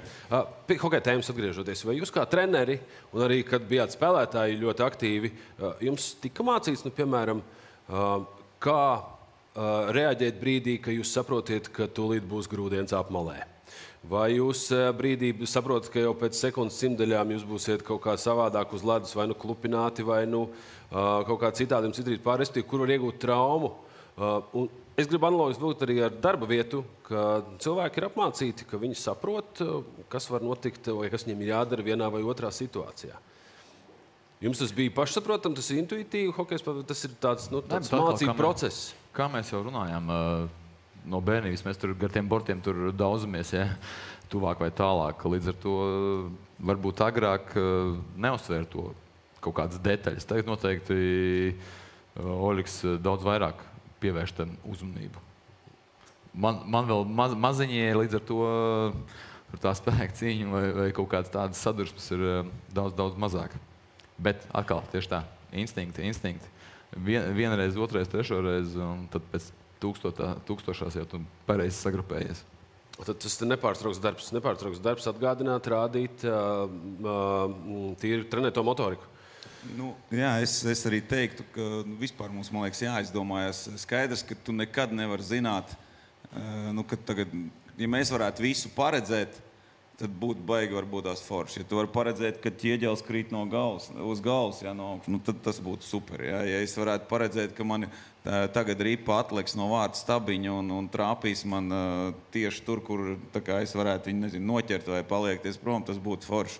Bet mēs jau neko nevaram paredzēt. Un skaidrs, ka hokejā ir tā, ka tev ir jāsagatavo spēlētājs, tur, puisis, jā, vienalga meitene, kas nodarbojas, tev jāsagatavo varbūtībai, principā, kas būs. Ja, un tev vienkārši jābūt kaut kādā ziņā vislabāk tam gatavam. Skaidrs, ka tev iebortēs bortā ar visu hokeja ekipējumu, tev nebūs, tāpat varbūt kaut kur kaut kas sāpēs, un arī tad var dabūt kādu traumu. Bet ja tev nebūs tas ekipējums un tev iebortēs bortā, ka tu neizgaidi, es nevaru iedomāties, kas notiks. Un man liekas, ka man kā treneru uzdevums noteikti ir vienkārši sagatavot puišus, lai viņi zinātu, lai viņi redzētu laukumu. Ja, līdz ar to viņi zinās, kas notiek. Bet tāpat laikā tā ir ļoti ātra sporta spēle, kur tu nevari paredzēt visu. Ja, un tāpēc tev jābūt ir gatavam. Un viena no tām lietām pilnīgi noteikti ir hokeja ekipējums, bet otra ir tīri tā gatavība, ko tu izdeji, kā Krišjāns saka, no bērnības treniņos. Jā, bet es arī pateikšu, tu runāji, es atceros tās manas kaut kādas traumas. Un bieži vien notiek tā, ka ir tā saspringtā situācija, tad tu ar viņu tiec galā. Bet tad 1-2 sekundes pēc viņas, tas tā kā jau atslābinājies, un tad notiek kaut kādas šādas lietas, kuras tu labprāt būtu palaidis garām. Esi darbā, esi mobilizējies. Tā var teikt, jā. Nepārtraukt fokusējies uz to, ko tu dari. Mēģini saprast blakus lietas, kas varētu notikt, simulēt kaut kādas situācijas. Tāda jau var 8 stundas neizturēt. Okay. Vai jūs kādreiz, par ko mēs runājam, par to veselības aspektu, vai mēs novērtējam savu veselību, vai jūs kādreiz jaunībā uz to jaunības asumu vai uz to spēku, esat kādreiz kaut ko norakstījuši, ko varbūt vajadzētu darīt, kā tīri, pie pārslodzēm kaut kādām vai... Es gan laikam gribētu pie tā tavu komentāru par tām 8 stundām atgriezties. Skaidrs, ka ne hokejists, ne strādnieks, neviens normāls cilvēks neuztur tur pilnīgāko to augstāko stresa līmeni vai augstāko sagaidīšanas, problēmas gaidīšanas līmeni. Ja mēs braucam mašīnā pie stūres, mēs jau nedomājam, ka mums visu laiku jāskatās, kas mūsos ietrieksies. Ja? Mēs braucam, mēģinām ievērot noteikumus, un tad viss kārtībā. Šeit mēģināt nevajag. Skaidrs, ka kaut kas kaut kad var notikt. Ja? Mums ir vienkārši jābūt pēc iespējas labāk gataviem saņemt triecienu. Tā, būsim godīgi. Ja? Un man liekas, tās skaidrs, ka nav jādomā visu laiku, bet vienīgais, ko tu vari mēģināt sagatavot sevi, jo tu māki varbūt savu profesiju darīt un tā tālāk. Ja tu uzkāp uz jumta, tad tev jādomā, ka nevajadzētu tur skraidīt, un ja tas jumts pēkšņi ir slidens, ja, tad vajadzētu droši vien vēl kaut ko tur. Bet man liekas, tā ir tā svarīgākā. Un kā var zināt, kurā hokejs, varbūt hokejs tas ir, cik mēs tur 60 minūtes mums ir spēle, kurās 3 piecinieki vai 4 mēs sadalām vēl. Bet es jau nezinu, kurā sekundē man tagad būs tas moments. Un tāpēc man vienkārši jābūt gatavam. Es nevaru par to domāt visu laiku. Man vienkārši jābūt labākajā kondīcijā fiziski, labākajā kondīcijā saģērbušamies, lai tas viss būtu daudz ar mazāku ļaunumu. Bet viennozīmīgi tas lielāks procents kaut kur paslīdēt vairāk ir arī teici, pieskarsies psihoemocionālam tam stāvoklim. Jā, tas ietekmē ļoti. Es gribētu turpināt, Renāri, iesākt to tēmu par to emocionālo mūsu stāvokli, labils, stabils, kā kolēģis jūtās, ko viņš dara, kā es pats jūtos, vai tas kaut kādā vērā ietekmē darba drošību savā ziņā. Tagad jūs kā hokejisti, cik lielā mērā tāds, es teikšu tā, slikts emocionālais stāvoklis ietekmē jūsu situāciju uz ledus? 30-40%. 30-40%? Es teiktu, ka jā, viennozīmīgi. Labi, protams, tur kaut kāds arī nogurums klāt varētu nākt, bet viennozīmīgi tas trenera darbs ir palīdzēt arī visiem iet uz darbu ar prieku, teiksim tā. Un tad ir daudz gan rezultātu labāk, gan arī šie negadījumi mazāk. Dzirdējāt, 30-40%. Mēs to varam attiecināt arī mūsu ikdienā, tādā, kas varbūt nav saistīta ar hokeju, bet pat ar normālu darba slodzi, ka tie 30-40% izsaka to darba rezultātu, iespējams neuzmanību, iespējams kaut ko neieraudzēšanu, iespējams kaut kur palaist kaut ko brīvāku un ka rodas darba traumas. Es domāju, ka tāds mērījums viens par to, cik tieši procenti no negadījumiem ir saistīti ar psihoemocionālo nelīdzsvarotību. Mums tieši tādu pētījumu ar procentiem nav. Bet, ja mēs tā padomājam, tas ir 100%. Mums katru vienu, īstenībā katru dienu tas ietekmē. Ja? Un tas, ko tu minēji, ka arī par to, ar kādu sajūtu mēs atnākam uz to darbu, cik mēs esam noskaņojušies, cik mēs esam gatavi vai negatavi. Un, ja treneris to pamana varbūt saviem audzēkņiem, tad faktiski arī darbdevējiem ir jāredz, kas notiek viņa darba vidē, kas notiek viņa komandā. Ja? Kā tur cilvēki ar kādiem noskaņojumiem strādā. Ja ir plaisa mikroklimatā, ja ir kaut kāda mobbingošana pret vienu darbinieku, nenoliedzami tas viņu ietekmē ļoti, ļoti daudz, ļoti spēcīgi. Un līdz pat tam, kad, diemžēl ir arī tādi ļoti smagi gadījumi, ka tas noved arī pie traumām, jo šī neuzmanība, šis kaut kāds tāds emocionālais kaut kāds abstraktums, ka tu esi kaut kur citur domās, tu dari kaut kā automātiski autopilotā un tu gūsti šīs traumas.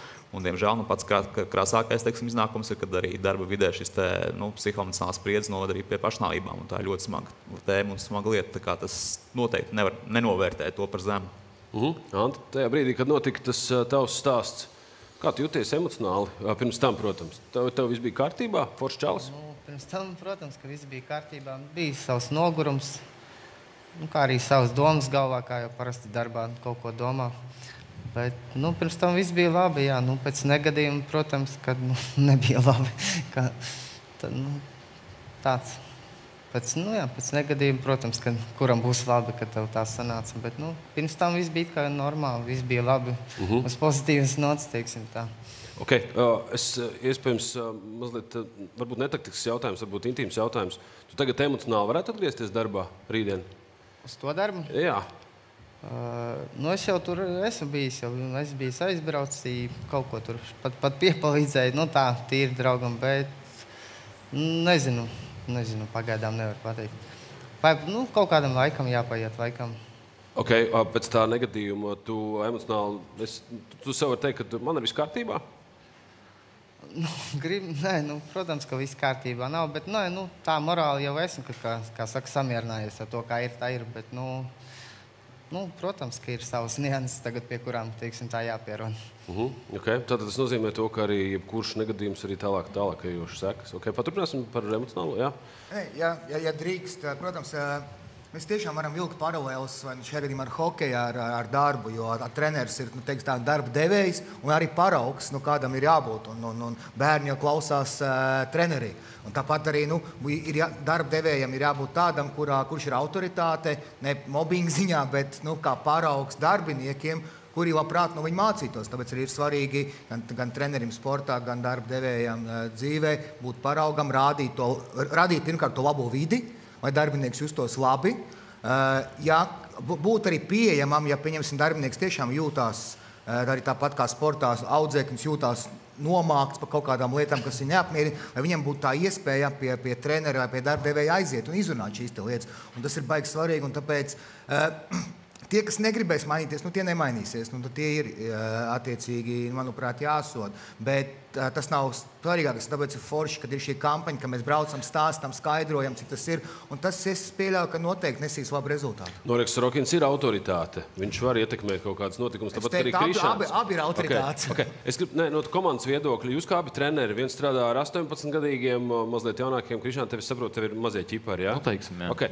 Kā jūs kā treneri un tajā brīdī iespējams uzņēmumu vadītāji, vai vismaz kaut kādas kopas vadītāji, kā jūs pamanat un kā jūs risināt tās lietas, ka jūs saprotat, ka tam čalim viņam kaut kas nav ritīgi. Viņš nomākts ir, nevar vairs paslidot, kā tas bija aizvakar.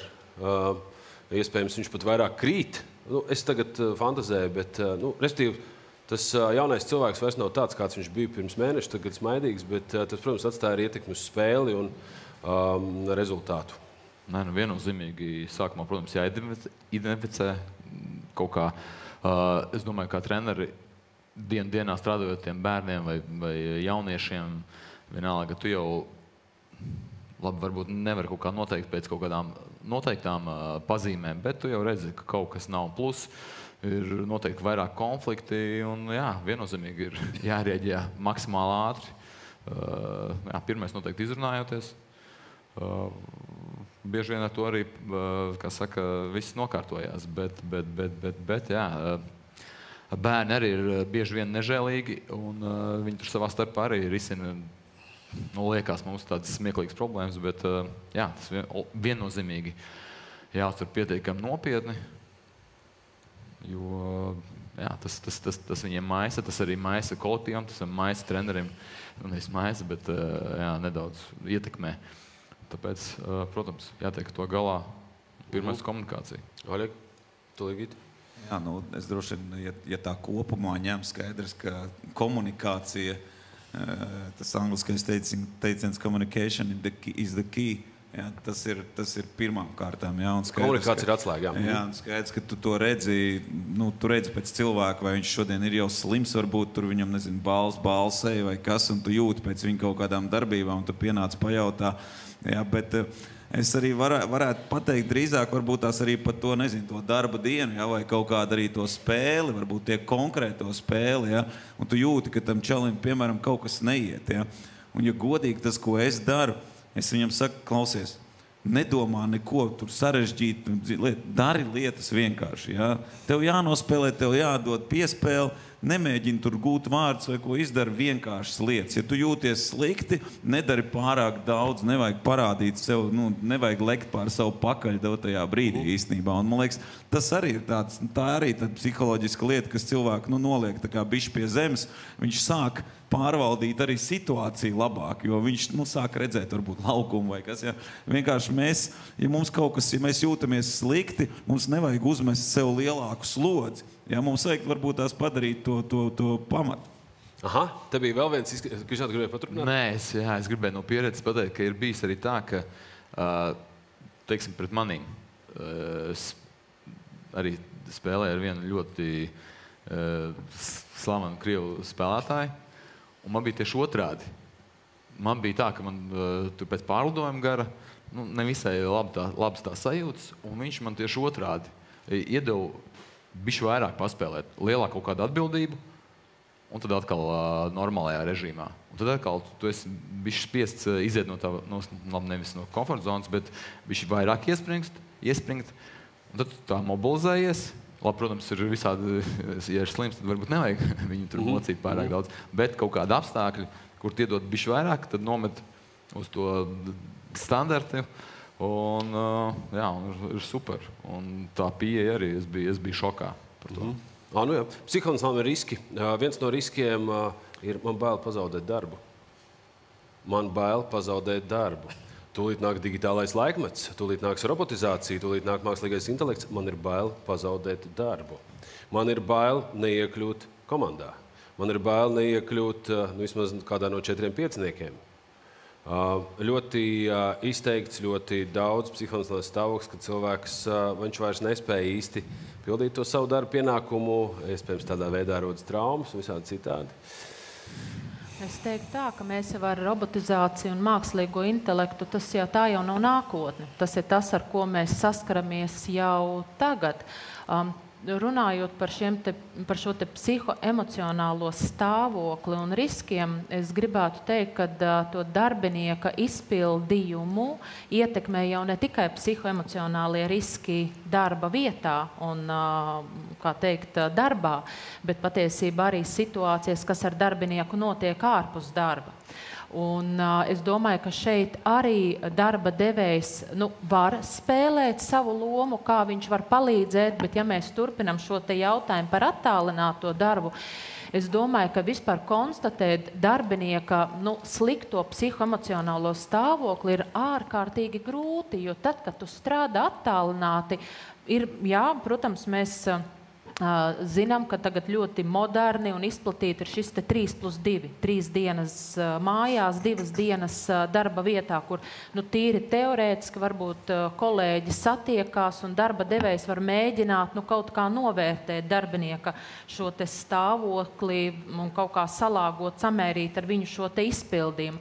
Bet tur, kur darbinieki strādā pilnīgi attālināti, darbinieki jau arī slēpj un arī iespējams saistībā gan ar šīm te bailēm, ka viņi šo te darbu var pazaudēt, un varbūt, izklausīsies, atkal atzīšu tā ļoti banāli, bet šīm te sarunām atklātām ir ārkārtīgi liela nozīme, jo darbinieki jau arī noteikti mēdz neatklāties, neteikt taisnību, ja ir šī te sliktā atmosfēra darba vietā un nav šis te uzticība savā starpā. Mēs nonākam pie vārda absolūti empātiska komunikācija. Lūdzu. Jā, es varbūt paturpinātu Gitas tēmu par to drošo vidi. Uģi, tev taisnība cilvēkam darba vidē, tāpat kā dušanai sportā, ir vairākas bailes, kas viņam varbūt iekšēji liek darīt lietas, ko viņš normāli situācijā nedarīt. Varbūt viņš nāk slims uz darbu, bailēs, ka viņš pazaudēs darbu.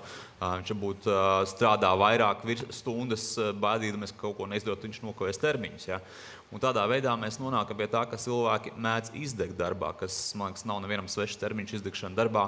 Un tā šobrīd, varētu teikt, ir viena no tādām mūsdienu jau realitātēm, kā Gita teica, tās mūsdienu realitātes aroslimības. Ja mēs pirms gadiem 20 varbūt sapratām slimības no trokšņa, ķīmijām, kas mums likās tādas rūpnieciskas vides, tās likās tādas kaitīgas lietas. Pēc kādiem gadiem 10 mēs sapratām, muskuļu skeles slimības, visas ergonomikas lietas, kāda tam visam ir nozīme, kā tas spēlē uz mums. Tās jau kļuva par tādu pārņemošo, un varbūt vēl šobrīd viņas dominē skaitliski. Bet par nākotnes slimībām mēs noteikti varam teikt, ka tās ir psihoemocionālās. Un ka tās, diemžēl, mums, ja nebūsim gatavi, ja nebūs šīs drošākas vidas, kur varbūt arī, es zinu, ka sportā ir komandas psihologs. Ja? Mums uzņēmuma arī ir līgums iestādē ar līgums ar psihologu, ka gadījumā darbinieks zina, ka viņam ir šī sajūta, ka viņam vajag ar kādu parunāt, tad tev ir tāda atbalstošā vide, kur to var darīt un justies droši, runāt par savām problēmām un risināt viņas, nevis censties slēpt un nonāk jau līdz situācijai, ka tu esi jau pārdedzis. Man laikam šajā brīdī ir pat, varētu teikt, divas labās ziņas. Viens, neskatoties uz to, ka tik tiešām noteikti mākslīgais intelekts rada kaut kādas draudus tādai spējai cilvēkiem atrast varbūt savu kāroto darbu vai darboties tajās nozarēs, kas līdz šim ir bijušas aktuāls, bet noteikti pēc 5 gadiem vairs vispār tādas darba vietas nepastāvēs. Esmu pilnīgi droši, ka šobrīd Latvijā darba rokas vēl aizvien uzņēmējiem pavisam noteikti trūkst, un tā noteikti ir labā ziņa.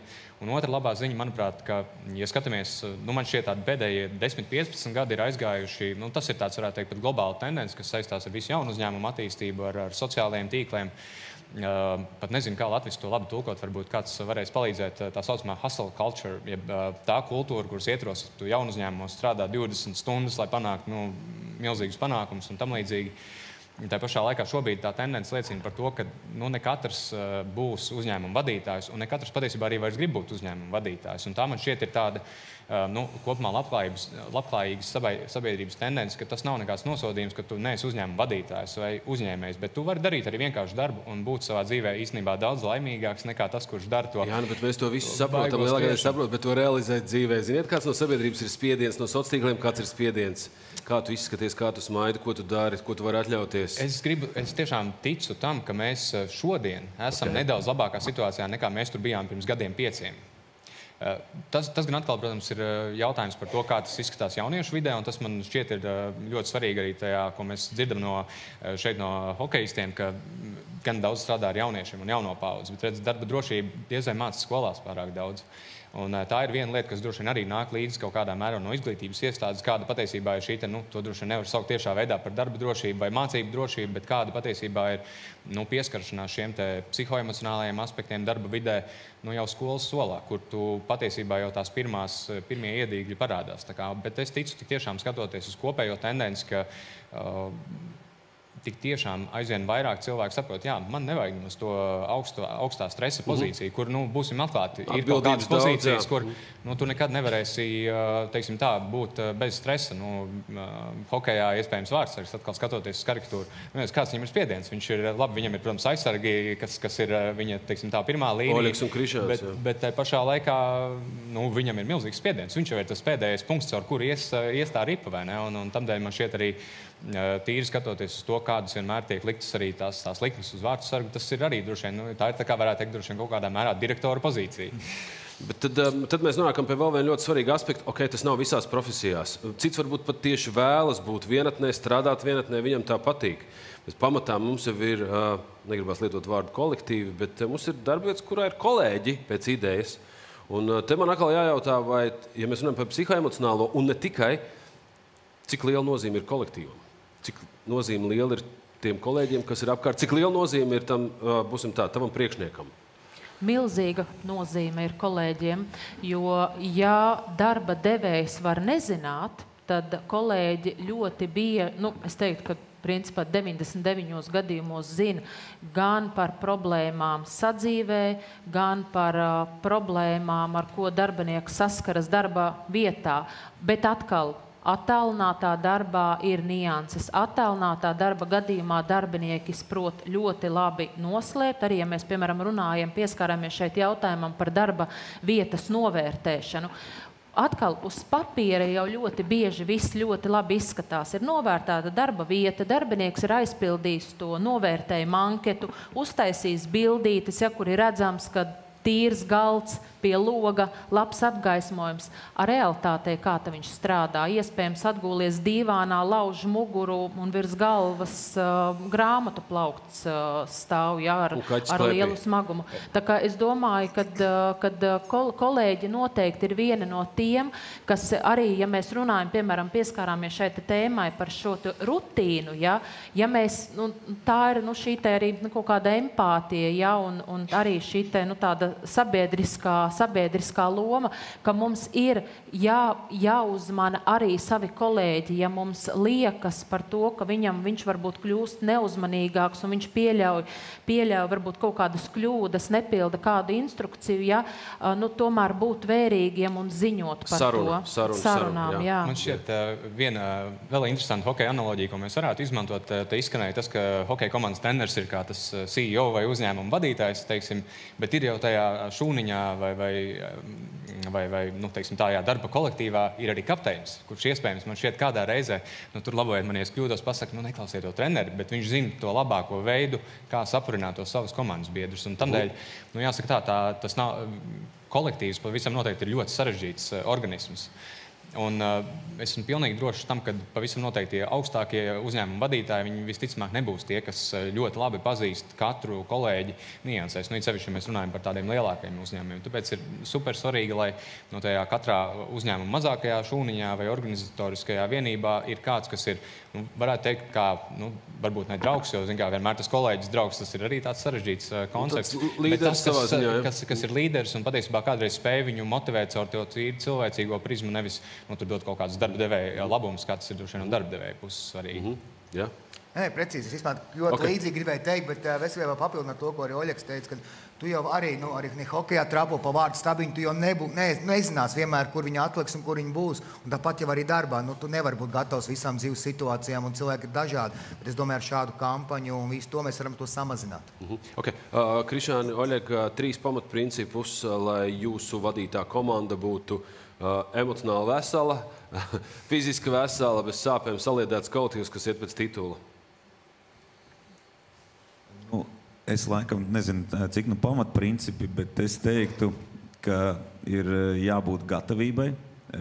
Tam darbam tev jāvelta daudz laika, lai kļūtu tiešām par labu kaut kādā ziņā. Ja? Un jo labāks tu būsi, jo labāk tu sagaidīsi arī tās negatīvās situācijas. Ja? Tas, man liekas, ir ļoti svarīgi skaidrs, ka kolektīvs tas ir ļoti svarīgs un tas komanda kolektīvs, ja? Tas ir tas, kas aizved līdz lielām uzvarām. Ja? Bet tas, ko man liekas, man gribētos pateikt, ir arī, tas kā mēs vispār redzam to komandu, tas ir vienots vesels, un tur ir kapteiņi, tur ir kapteiņi asistenti, tur ir visi kopā, un viņi savā starpā emocionāli, viens otru koordinē. Es gan varētu ļoti daudz pieskarties tām psiholoģiskajām lietām, ja, jo sports tomēr ir ļoti nežēlīgs, ja, ja tu nevari tikt galā ar to, tad ej prom. Ja, sportā ir tā, ja, darbā. Es domāju, nevienmēr tā ir, jo tā kā mēs runājam, protams, arī sportā ir cilvēks, viņam ir kaut kāda blakus apstākļi, viņam tur ģimene, varbūt kāds šķirās, kādam tētis dzer, kādam, mammas slimnīcā vai kas, ja, nekad nevar zināt tās situācijas, bet, sports ir nežēlīgs, tev tas darbs jādara tā, kā tev jādara, ja tu nedari, tad paldies, gaidi, kā saka, savu nākamo iespēju. Tas viss noteikti, tas viss nav viegli patiesībā. Jā, to mēs saprotam, tāpēc mēs arī esam šeit. Mums ir vēl, kolēģi, 5 minūtes. Es gribētu, lai jūs katrs nosauktu, ļaujoties sapņiem, ļaujoties absolūti, tad, ka jūsu rīcībā ir neierobežots kāds resurss, izņemot laiku. 3 lietas, ko jūs izdarītu, lai darba vide, lai cilvēki, lai mēs iet uz to misiju 0. Lai mēs iet uz misiju 0, sākot ar psihoemocionālo, ar darba drošību, ar visu, lai tas cilvēks būtu laimīgs, iet uz darbu un no viņa atgrieztos vesels, sveiks un smēdīgs un nestu pienesumu kaut kādu. 3 lietas. Patiesībā es gribēju pabeigt to pēdējo vienu, ko es pēdējo, ko es tā kā, tie ir noteikumi. Un, ja godīgi, noteikumi ļoti palīdz gan disciplīnai, noteikumi palīdz visam. Un es teikšu atklāt, visiem īstenībā patīk noteikumi. Vecākiem patīk noteikumi, bērniem patīk noteikumi, bet noteikumi tā kā ir jāievēro. Ja tie noteikumi netiek ievērot, tad ir kaut kāds, vai tas ir sots, vai kā sauc to, kā gribi. Ja? Bet tie noteikumi ir komandas noteikumi. Un jo vairāk ir skaidrība, ka tie ir komandas noteikumi, jo vairāk šī viena šūniņa vai kas, jo jocīgāk viņi izskatās tajā komandā pat, viņai būs neērti nepildīt tos noteikumus. Ja? Okay. Sāksim ar jums, jā. Absolūti piekrītu Oļega teiktajam. Man arī kā advokātam ļoti patīk noteikumi. Jā. Tāpēc teiktu, ka tie tādēļ jau arī ir viņi radīti, lai viņus ievērotu, un viņi tomēr mūs pasargā. Lieta numur 1.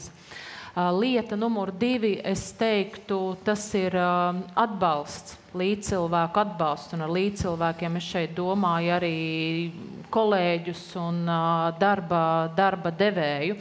Un es tomēr aicinātu visus katru rītu, kad mēs pieceļamies no gultas un dodamies uz darbu, darba devējiem, tāpatās kā viņiem ir cilvēki, viņi domā par to, ka viņi vakarā atgriezīsies mājās un satiks savu mīļoto cilvēku, savus bērnus, savus vecākus, savus tuviniekus, viņiem padomāt arī par saviem darbiniekiem. Darbinieks tomēr jebkuram uzņēmumam būs lielākā vērtība, un par viņiem ir jārūpējās. Mīli savu darbinieku, darbinieks mīlēs tevi. Jā, mīli tāpat kā sevi, tieši tā. Krišjān, tev ir versijas kādas? Man no sporta spektra es teiktu sadarbība, jo vienmēr, protams, mēs uz laukuma esam komanda, tas ir skaidrs, komandā spēks, bet tur noteikti vēl daudz slāņu, tur tāpat spēlētāji ar treneriem, treneru,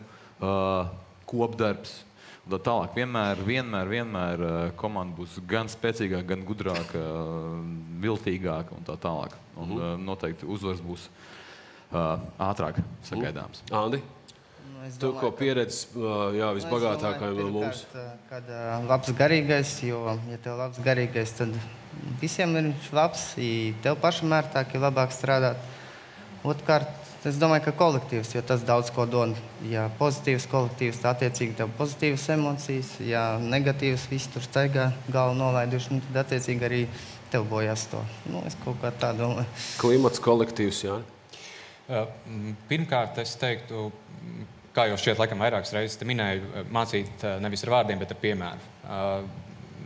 Nekad nestrādā tā gudrā pamācīšana.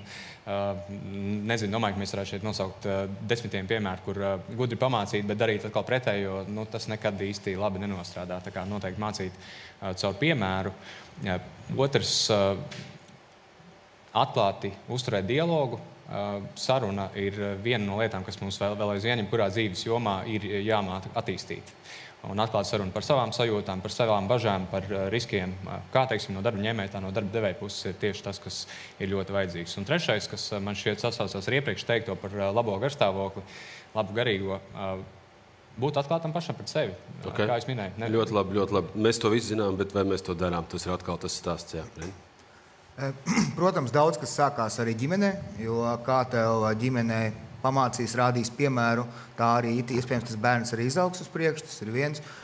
Noteikti iepriekš minētie visi, bet jā, tā ir vide, kolektīvs, ir jābūt tiem tiešām. Es pilnīgi piekrītu tam, ka nav jēga mums teorijā visiem stāstīt, ja mēs nevaram parādīt ar labiem vai pat īstenībā ar sliktiem piemēriem, kas var būt, ja tu kaut ko nedarīsi. Līdz ar to mums ir jāstāsta, jārāda, jāiedrošina, jārada laba vide, bet ļoti liels loma jau bērnībā ir spēlējis ģimenēm. Renāri, pieliec lūdzu mums tādu punktu, daudz punktu. Jā, es domāju, ka tas kopējais, kas šodien izskanēja no daudziem runātājiem par tiem piemēriem, kas aizrauj, atrodiet kādu, kas jūs tiešām aizrauj. Es domāju, ka hokejs ir viena no lietām, kas mums ļoti daudzus aizrauj, tāpēc tiešām prieks, ka hokejisti ir mūsu vēstneši arī šajā kampaņā. Bet tas piemērs, caur kuru mēs varam mācīties, es domāju, tas ir tas viens no atslēgas jautājumiem. Man ir ļoti liels prieks, ka mums arī konferences otrā daļā būs labie piemēri no uzņēmumiem, kas var parādīt, ka arī šeit var to izdarīt. Ir tie labie veiksmes stāsti. Nākamo 2 gadu tematiskā kampaņa būs, kā reiz Uģi tev piesauktā digitalizācijas tēma. Es gribētu teikt, ka viena no lietām, kas varbūt rada šo stresu darbiniekiem un kas savukārt ļautu darbdevējiem vieglāk tai tēmai ienākt iekšā darba vidē, ir palīdzēt darbiniekiem skaidrot, kā tas tevi ietekmēs, kā tu esi sagatavots, kā tu esi apmācīts, lai tu tiktu galā arī šajā jaunajā vidē. Bet tas piemērs, es teiktu, gudrais mācās no savām kļūdām, vēl gudrāks mācās no citu kļūdām. Tā kā mācamies no tām kļūdām, kas jau ir pieļautas darba vidē, necenšamies viņas atkārtot, un lai visiem izdodas tiešām uzlabot savu darbu vidi. Paldies, man aizķērās kādi 5-6 vārdi. Tie ir noteikumi, Oļeg, paldies. Tie ir noteikumi, saruna, pilnīgi noteikti saruna, komunikācija, nosauksim to arī tā. Pilnīgi noteikti labie piemēri, sliktie piemēri, kā liecības, lai mēs saprastu, kas var notikt tad, ja nevar notikt. Izskanēja arī šur tur sodiņi visādi, katrā gadījumā arī labs garstāvoklis un vienmēr sakot rūpes par savu kolektīvu no tāda pozitīva viedokļa, lai mēs tad aizdomātos un ne tikai zinātu un atpazītu, bet arī darītu to dzīvē, lai pasargātu sevi, pasargātu līdz ar to arī savus tuvākos un savu kolektīvu. Paldies! Es saku Labklājības ministrijas parlamentāram sekretāram Reinim Uzulniekam. Reini, paldies! Valsts darba inspekcijas direktoram Renāram Lūsim. Paldies! Latvijas Tirdzniecības un Rūpniecības kameras valdes loceklim Jānim Lielpēterim. Jāni, paldies! Latvijas Brīvā arotbiedrības savienības priekšsēdētājas vietniecei Gitai Oškājai. Paldies! Nelēmas gadījumā darbā cietušais Andris Perekrests. Veseļojies un atgriezies darbā. Brīnišķīgi, paldies. Un kampaņas vēstneši Krišāns Redliks un Oļegs Sarokins. Jūs viņus noteikti redzēsiet iespējams savā darba vietā, ne tur būtu kaimiņu darba vieta, kur noteikti parādīs, cik forši ir hokeista tērps un cik daudz ir jāpaturē laiks un enerģijas, lai viņš justos droši, labi un lai varētu atgriezties spēlē ar pilnu jaudu.